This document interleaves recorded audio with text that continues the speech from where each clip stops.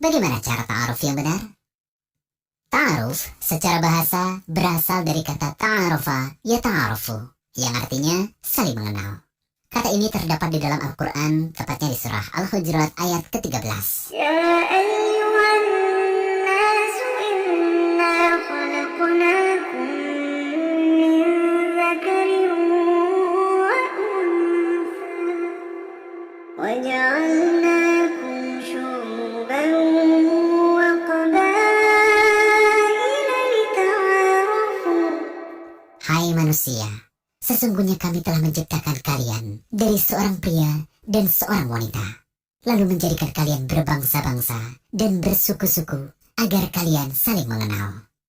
Kata lita'arufu dalam ayat tersebut mengandung makna bahwa aslinya tujuan dari semua ciptaan Allah itu adalah agar kita semua saling mengenal satu sama lain. Sehingga secara umum, ta'aruf bisa berarti saling mengenal. Ta'aruf adalah tahapan yang harus dilalui seseorang ketika hendak menikah. Pihak laki-laki dan perempuan perlu mengenal batasan-batasan ta'aruf agar proses perkenalan tidak melanggar aturan syariat. Juga keduanya bisa mengetahui kekurangan dan kelebihan masing-masing individu yang nanti akan menjadi pasangan hidupnya.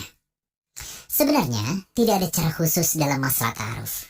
Intinya, bagaimana seseorang bisa menggali data calon pasangannya tanpa melanggar aturan syariat maupun adat masyarakat. Hanya saja ada beberapa catatan yang perlu diperhatikan terkait ta'aruf. Apa saja? Yang pertama, sebelum terjadi akad nikah, kedua calon pasangan, baik laki-laki maupun wanita, statusnya adalah orang lain. Sama sekali tidak ada hubungan kemahraman. Sehingga berlaku aturan laki-laki dan wanita yang bukan mahram. Keduanya tidak diperkenankan untuk berduaan, saling bercengkrama, tebar pesona, apalagi sambil gombal-gombalan, baik secara langsung atau melalui media lainnya.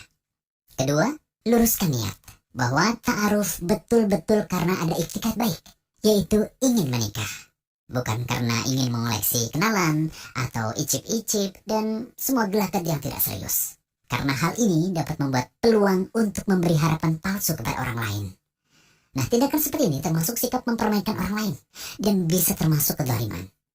Ketiga, ta'aruf bisa digunakan untuk menggali data pribadi. Hal ini bisa dilakukan dengan melalui tukar biodata. Masing-masing bisa saling menceritakan biografinya secara tertulis, sehingga tidak harus melakukan pertemuan untuk saling cerita. Ingat ya, tulisan mewakili lisan. Meskipun tidak semuanya harus dibuka, tapi tentunya ada bagian yang perlu terus terang, terutama terkait data yang diperlukan untuk kelangsungan hidup berkeluarga. Dan ada juga yang tidak harus diketahui orang lain, seperti dosa masa lalu misalnya.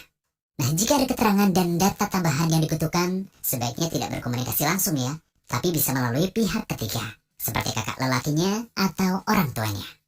Keempat, setelah ta'aruf diterima, bisa jadi mereka belum bertemu, karena hanya bertukar biografi.